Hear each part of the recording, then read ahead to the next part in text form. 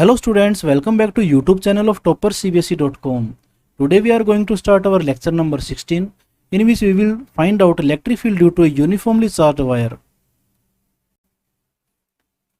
जैसा कि आपको पता है, हम हर लेक्चर से पहले अपने क्विक माइंड मैप को ज़रूर देखते हैं ताकि हमें ये आइडिया रहे कि अब तक हमने क्या कुछ किया है और आने वाले टॉपिक्स कौन कौन से हैं। तो हम गॉस थ्योरम की एप्लीकेशन को स्टडी करने लग रहे हैं, जिसके अंदर आज हम पढ़ेंगे कि किस तरह से इलेक्ट्रिक फील्ड की वैल्यू को फाइंड आउट किया जाता है using Gauss theorem for a charge infinite wire. तो आइए स्टार्ट करते हैं अपने टॉपिक को। ये एक ऐसी वायर है जिसकी लेंथ इनफाइनाइट है और इसको यूनिफॉर्मली चार्ज किया गया है। और आपको पता है, जब किसी भी वायर को यूनिफॉर्मली चार्ज किया जाता है तो उसे हम बोलते हैं लीनियर चार्ज डिस्ट्रीब्यूशन। और उसकी जो डेंसिटी लेके चलते हैं, यानी कि चार्ज पर यूनिट की वैल्यू जो लेके चलते हैं, वो लैम्डा लेके चलते हैं। तो lambda is the charge density of this wire, जिसे हम बोलेंगे linear charge density. Positive charge है वायर पे, और पॉजिटिव चार्ज की वजह से जो इलेक्ट्रिक फील्ड बनता है वो हमेशा कैसे बनता है, बाहर की तरफ, इस तरह से। अब ये देखिए, ये जो इलेक्ट्रिक लाइंस हैं ये ज़्यादा रिप्रेजेंट नहीं किया हमने, केवल 3 लाइन से रिप्रेजेंट की है, क्योंकि अभी हम प्रूफ करेंगे तो उस केस में देखेंगे कि इनका यूज़ होगा। तो ये इलेक्ट्रिक लाइंस जो हैं ये इलेक्ट्रिक फील्ड की डायरेक्शन को रिप्रेजेंट करने लग रही है। अब इस पॉइंट P पे, यहाँ जो पॉइंट आपका, इस पॉइंट P पे आपने इलेक्ट्रिक फील्ड की वैल्यू को फाइंड आउट करना है। और आपको पता है इलेक्ट्रिक फील्ड की डायरेक्शन कैसी होगी, जैसा डायग्राम में शो की गई है। तो मैं मान लेता हूँ कि इस पॉइंट पे जो इलेक्ट्रिक फील्ड की वैल्यू वो कितनी है, E। तो हमें इस E की वैल्यू को फाइंड आउट करना है। इस पॉइंट P का जो गैप हमने वायर से माना है वो कितना माना है, वो हम मान लेते हैं स्मॉल r। अब आपने क्या यूज़ करना है, आपने इलेक्ट्रिक फील्ड की वैल्यू को फाइंड आउट करने के लिए गॉसियन थ्योरम का यूज़ करना है। तो इसके लिए आपको पता है गॉस थ्योरम कहाँ अप्लाई की जाती है, क्लोज सरफेस के लिए। तो ऐसा सरफेस इमेजिन करना है आपने ताकि ये पॉइंट P है उस गॉसियन सरफेस के बिल्कुल ऊपर आ जाए। और वायर के केस में जो गॉसियन सरफेस बनेगा वो वायर की शेप का ही बनेगा, यानी कि सिलेंड्रिकल फॉर्म में बनेगा। तो ये जो आपका है ये गॉसियन सरफेस है जो किसकी फॉर्म में लिया आपने, सिलेंडर की फॉर्म में लिया है। और पॉइंट P जो आपका वो सिलेंडर के बिल्कुल सरफेस के ऊपर आने लग रहा है। अब ये देखिए, आपने किसका यूज करना है, गॉस थ्योरम का। और गॉस थ्योरम के अकॉर्डिंग आपको पता है गॉस थ्योरम का जो फॉर्मूला है वो क्या कहता है, उसका मीनिंग ये होता है कि phi total flux through a close surface, जिसका फॉर्मूला होता है E.ds। वो क्या होता है, वो होता है charge enclosed bye close surface divided by epsilon nought. तो इस पॉइंट का आपने यूज करना है। तो देखिए, आपका जो क्लोज सरफेस है वो कैसा है, सिलेंडर की फॉर्म में है। अब हम क्या करते हैं, इस टोटल फ्लक्स को देखें तो हम ये कह सकते हैं कि जो टोटल फ्लक्स है वो 3 तरह के एरियाज में डिवाइड किया हुआ है। कैसे, ये वाला क्रॉस सेक्शन एरिया इसको बोल सकते हैं, इसको नंबर 1 नाम दे दिया। दूसरा जो पार्ट है सिलेंडर का वो कैसा है, कर्व्ड सरफेस एरिया है। और तीसरा जो 1 की तरह बिल्कुल सिमिलर होगा, जो इसमें दिखाई नहीं दे रहा है, इसके बैक साइड में है इस तरह से, ये जो एरिया है ये भी कैसा होगा, सिमिलर टू फर्स्ट होगा, ठीक है ना। तो इस तरह से इस सिलेंडर के 3 तरह के एरियाज होते हैं, 2 क्रॉस सेक्शन एरिया और एक आपका कर्व्ड सरफेस एरिया। तो इस तरह से इस टोटल फ्लक्स को हम ये भी कह सकते हैं, it is equal to the sum of flux of area 1, 2 and 3। तो इसलिए E.ds इसको हम 3 पार्ट में डिवाइड कर देते हैं। कैसे, E.ds for first surface plus E.ds for second surface plus E.ds for third surface, जिसकी वैल्यू क्या होनी चाहिए, Q बाय एप्सिलॉन नॉट।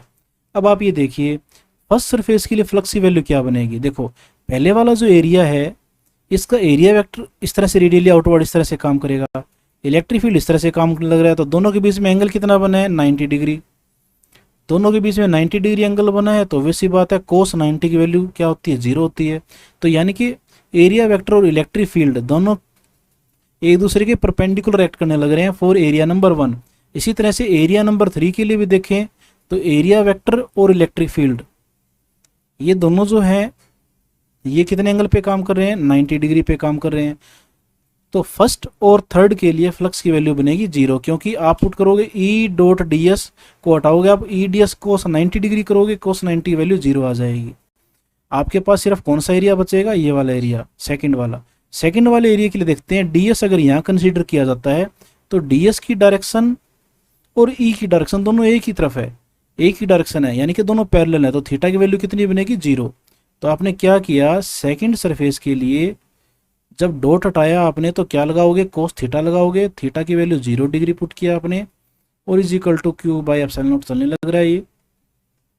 तो आपने क्या देखा, आपने देखा कि E integration of D S is equal to आज का Q by epsilon nought. DS का इंटीग्रेशन करेंगे अब हम। डीएस का इंटीग्रेशन का मीनिंग ये है कि ये जितने भी ये एरिया आपने माने हैं डीएस कर्व्ड सरफेस के ऊपर, इन सबको जोड़ दो आप।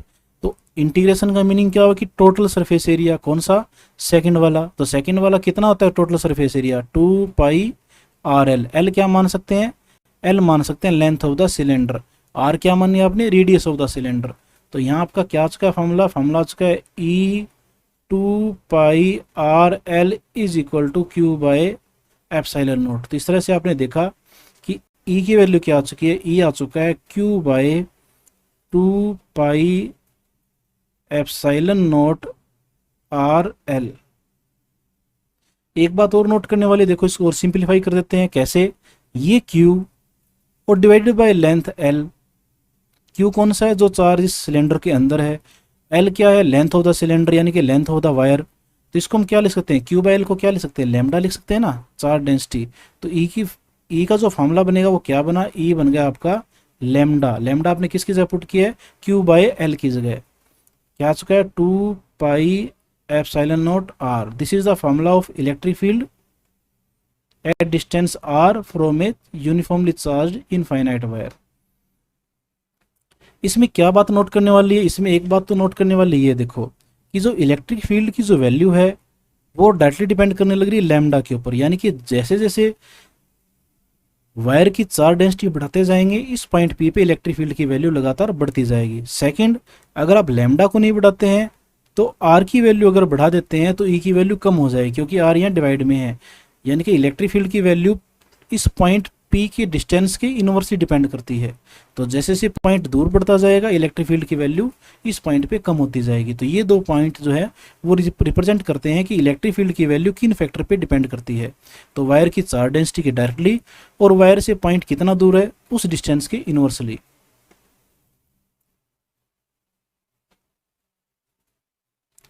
अब हम देखते हैं कॉन्सेप्ट बूस्टर नंबर 25। अपनी सीरीज का, पहले चैप्टर की सीरीज का ये 25वां कॉन्सेप्ट बूस्टर है। इसका मीनिंग ये है कि आज हम काफ़ी सारे बूस्टर, 2-3 बूस्टर आने वाले लेक्चर्स में और हो जाएंगे। तीसरे से लगभग 30 के अबाउट हम ऐसे कॉन्सेप्ट जरूर देखेंगे जिनका कहीं ना कहीं कंपटीशन एग्जाम्स के अंदर न्यूमेरिकल्स को सोल्व करने के लिए या बोर्ड एग्जाम्स के लिए कोई ना कोई इंपॉर्टेंस जरूर होगी, और जो काफ़ी पॉइंट हटके भी होंगे और काफ़ी इंटरेस्टिंग भी होंगे। तो आपने अगर प्रीवियस लेक्चर्स नहीं देखे हैं तो उनको आप ज़रूर देखिए ताकि एक भी कॉन्सेप्ट बूस्टर आपका छूट ना जाए। तो ये देखिए, ये दो डायग्राम आपको गिवन है, आप क्लियर कट देख सकते हैं। इस लेफ्ट हैंड साइड वाले में जितनी लाइन एंटर कर रही है और जितनी लाइंस इसको लीव करने लग रही है, दोनों में डिफरेंस है। एंटर करने वाली लाइंस कम है और लीव करने वाली लाइंस ज़्यादा हैं। ऐसे केस में एक ही पॉइंट निकलता है कि इस क्लोज्ड बॉडी के अंदर कोई ना कोई पॉजिटिव चार्ज जरूर है, क्योंकि आपको पता है लाइंस ज़्यादा तभी बाहर निकलेगी जब अंदर कोई पॉजिटिव चार्ज होगा, क्योंकि पॉजिटिव चार्ज से लाइंस हमेशा बाहर की तरफ निकलती है। इस वाले केस में आप खुद अंदाजा लगा सकते हो कि ज़रूरी कोई नेगेटिव चार्ज होगा जो कुछ लाइंस को अपनी तरफ अट्रैक्ट कर रहा है और बची कुछ ही लाइंस जो है वो बाहर की तरफ जाने लग रही है।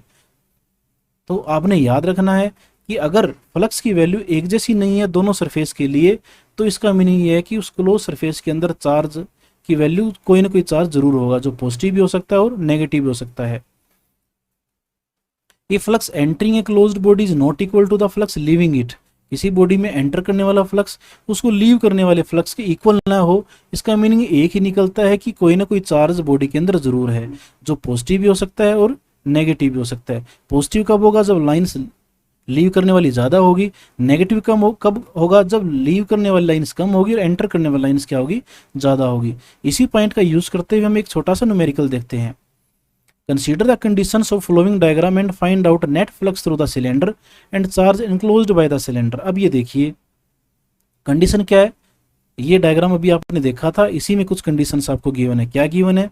यहाँ सबसे पहली कंडीशन तो ये है कि जो इलेक्ट्रिक फील्ड है वो एक्स एक्सिस के अलोंग काम करने लग रहा है, और इसका जो फॉर्मूला है वो है E is equal to 50xi, यानी कि x के डायरेक्टली डिपेंड है। x का मीनिंग जैसे जैसे x एक्सिस की तरफ आगे बढ़ते जाएंगे तो x की वैल्यू के अकॉर्डिंग इलेक्ट्रिक फील्ड की वैल्यू लगातार बढ़ती जाएगी, यानी कि x के पॉजिटिव की तरफ इलेक्ट्रिक फील्ड स्ट्रॉन्ग होता जाएगा।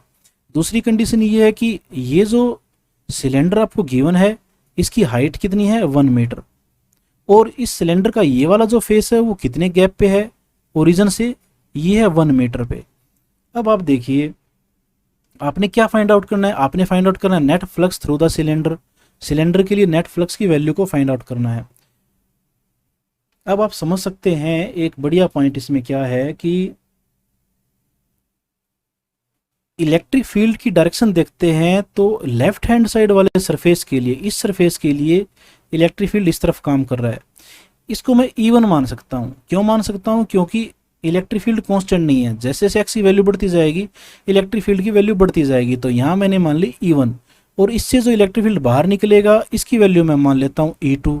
अब आप ये बताइए ये वाला जो सरफेस से कितने गैप पे है? एक्स की वैल्यू यहाँ कितनी है? 1 मीटर। तो यहाँ एक्स की वैल्यू 1 पुट करेंगे तो E1 की वैल्यू कितनी आ जाएगी? 50, और इसकी यूनिट पता है आपको न्यूटन, न्यूटन पर कूलम होती है, तो वो मैं यहाँ शो नहीं कर रहा।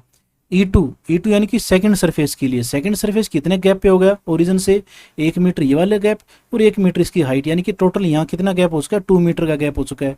तो E2 की वैल्यू यानी कि एक्स की वैल्यू कितनी पुट करोगे आप? 2 पुट करोगे तो 50 इंटू 2 ये बन जाएगा 100। तो E2 की वैल्यू यहाँ बनेगी 100। इसके अलावा ये जो एरिया, ये वाला एरिया और यहाँ वाला एरिया दोनों एक जैसे हैं, और इस एरिया की जो वैल्यू गिवन है वो आपको गिवन है 25 सेंटीमीटर स्क्वायर। ये सब आपको कंडीशन गिवन है, इसके अकॉर्डिंग आपने नेट फ्लक्स की वैल्यू को फाइंड आउट करना है।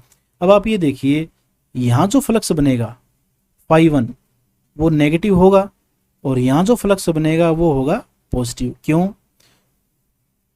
ऑब्वियस सी बात है, यहाँ जो इलेक्ट्रिक फील्ड है और एरिया वेक्टर दोनों एक दूसरे के अपोजिट काम करने लग रहे हैं। E और A दोनों एक दूसरे के अपोजिट डायरेक्शन में है, यानी कि cos 180 वैल्यू माइनस, इसका मीनिंग यहाँ फ्लक्स माइनस आएगा। इस वाले केस में एरिया वेक्टर और इलेक्ट्रिक फील्ड दोनों सेम डायरेक्शन में, यानी कि थीटा 0 cos 0 आएगा, यानी कि पॉजिटिव वैल्यू आ जाएगी। तो नेट फ्लक्स की वैल्यू क्या आएगी? इसको फाई मान लेता हूँ, जिसकी वैल्यू क्या होगी? φ1 प्लस φ2। φ1 की वैल्यू पुट करते हैं, यानी कि पहले फ्लक्स, पहले सरफेस के लिए फ्लक्स की वैल्यू कितनी है? तो क्या बनेगा? E इंटू ए इंटू कोस थीटा, कोस कितना है? 180 डिग्री। तो ये कितना आ जाएगा?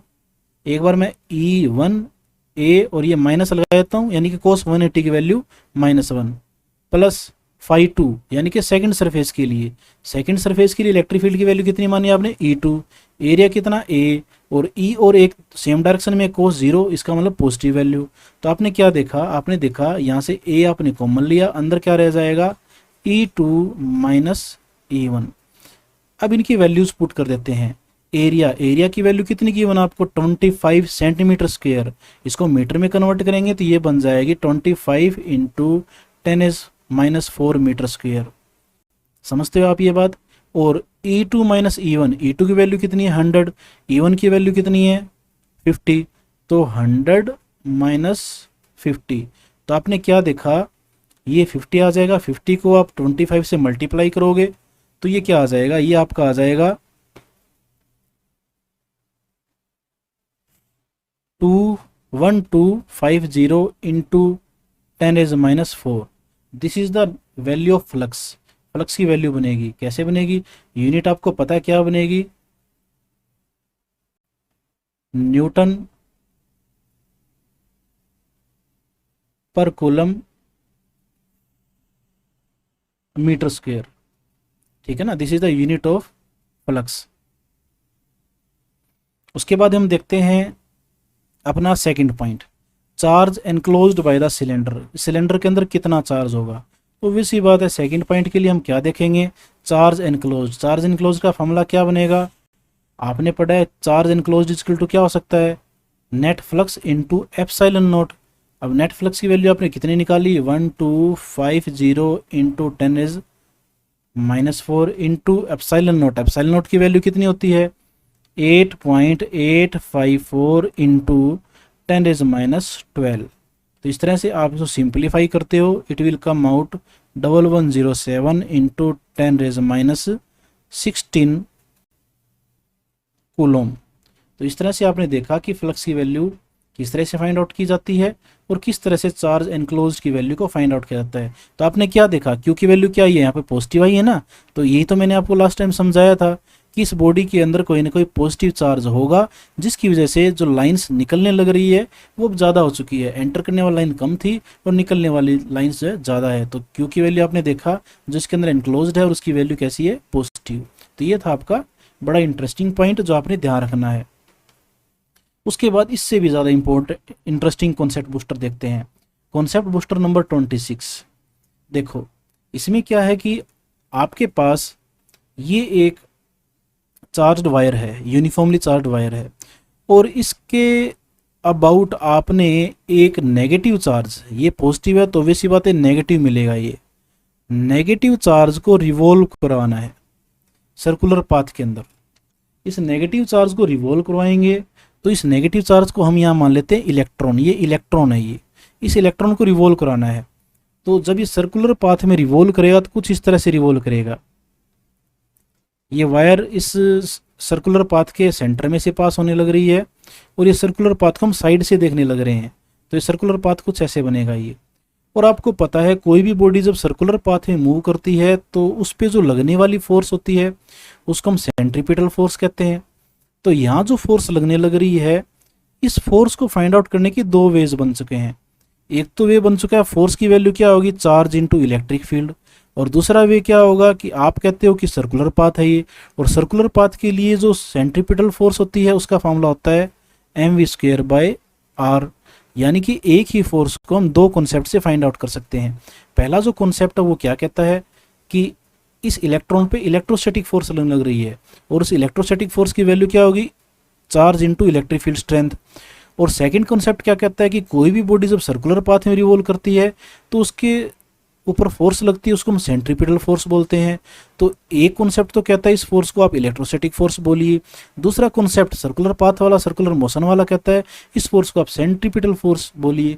इसका मीनिंग हमने इन दोनों कॉन्सेप्ट की आपस में लड़ाई नहीं करवानी है, दोनों को हमने आपस में इक्वल कर देना है।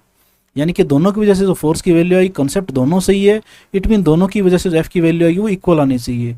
तो यहाँ से E into capital is equal to क्या हो जाएगा, mv²/r। अब आपने क्या देखना है कि काइनेटिक एनर्जी चेक करनी है कि वो मैग्नीट्यूड ऑफ रिवॉल्विंग चार्ज के डिपेंड करती है या नहीं करती है। तो देखो आपने क्या देखा, अभी आपने देखा कि सर्कुलर मोशन के लिए E into E is equal to क्या होता है, mv²/r। अब आप इस इलेक्ट्रिक फील्ड की वैल्यू को फाइंड आउट कर कितनी है ये। अगर ये देखो आपने ए आर क्या मानी है, रेडियस ऑफ द पाथ मानी है ना, सर्कुलर पाथ, तो यानी कि ये वाली गैप कितना हो गया, स्मॉल आर होगा। और ई की वैल्यू आपने क्या पढ़ा अभी, जस्ट अभी आपने पढ़ा ई इज इक्वल टू क्या होता है, आपने पढ़ा λ/2πε0 into R due to linear charge distribution. ठीक है ना, आपने चार्ज वायर की वजह से इलेक्ट्रिक फील्ड की वैल्यू एट डिस्टेंस आर, ये वैल्यू फाइंड आउट की थी। तो आपने क्या देखा, आपने इस ई की वैल्यू को पुट कर देना है। ई की वैल्यू को पुट किया, कैपिटल ई की वैल्यू को, तो ई λ/2πε0 इज इक्वल टू mv²/r। ध्यान से देखिए इस आर से आर कटने लग रहा है, आपको क्या चाहिए, काइनेटिक एनर्जी। तो हम क्या करते हैं, देखो mv² तो आपके पास है, हम क्या करते हैं दोनों तरफ 1/2 से मल्टीप्लाई कर देते हैं। यहाँ भी 1/2 से मल्टीप्लाई किया आपने और यहाँ भी 1/2 से मल्टीप्लाई कर दिया। तो यहाँ जब 1/2 से मल्टीप्लाई किया तो ये क्या बन जाएगा, ये बन जाएगी kinetic energy is equal to, ये 2 इंटू 2 4 हो जाएगा, ई λ/4 पाई एप्सिलॉन, ये आ चुका है। देखो ठीक है ना। अब ये देखो यहाँ तो आपने कंसीडर किया ई मीन इलेक्ट्रॉन कंसीडर किया है, कोई ज़रूरी थोड़ा ना हमेशा इलेक्ट्रॉन हो, यहाँ पर नेगेटिव क्यू भी तो हो सकता है। तो यानी कि आपने क्या देखा कि काइनेटिक एनर्जी जो है वो डायरेक्टली डिपेंड करती है इस ई की जगह हम क्यू भी मान सकते हैं, यानी कि चार्ज के मैग्नीट्यूड के डायरेक्टली डिपेंड करती है। तो ये आपका फर्स्ट पॉइंट था। दूसरा, काइनेटिक एनर्जी की जो वैल्यू है लीनियर चार्ज डेंसिटी के भी डायरेक्टली डिपेंड कर रही है, दिखने लग रहा है। Kinetic energy is equal to E into lambda. तो यहाँ से दोनों आप देख रहे हो डायरेक्टली बयान लग रहे हैं। तो ये आपका सिंपल सा कॉन्सेप्ट था जो आपने ध्यान रखना है। अब आप सोचोगे इसका यूज़ क्या है। ये ऐसे जो कॉन्सेप्ट होते हैं ये न्यूमेरिकल्स में आ जाते हैं घूम फिर के। जैसे कि आपको ये पूछ लेंगे, आपको लैम्डा गिवन दे देंगे, आपको मास दे देंगे और आपसे ये पूछ लेंगे कि what should be the value of charge, charge की वैल्यू क्या होनी चाहिए ताकि वो रिवॉल्व करे एक सर्कुलर पाथ के अंदर। तो ऐसे केस में आपको अगर ये कॉन्सेप्ट ध्यान है तो आप E is equal to F is equal to E into small is equal to M square by R put कीजिए। जो भी वैल्यू आपको गिवन उनकी वैल्यू पुट करके और जो निकालना उसकी वैल्यू को हम फाइंड आउट कर सकते हैं। तो ये आपका था कॉन्सेप्ट बूस्टर नंबर 26। तो ये देखा आपने अभी तक कितने इंटरेस्टिंग वे से आपने देखा कि किस तरह से हम एक इनफाइनाइट चार्ज वायर के लिए इलेक्ट्रिक फील्ड की वैल्यू को फाइंड आउट कर सकते हैं। तो अपना नेक्स्ट लेक्चर होगा लेक्चर नंबर 17, जिसमें हम फाइंड आउट करेंगे electric field due to charge infinite sheet using Gauss theorem. तो मिलते हैं नेक्स्ट लेक्चर में, तब तक के लिए जय हिंद जय भारत।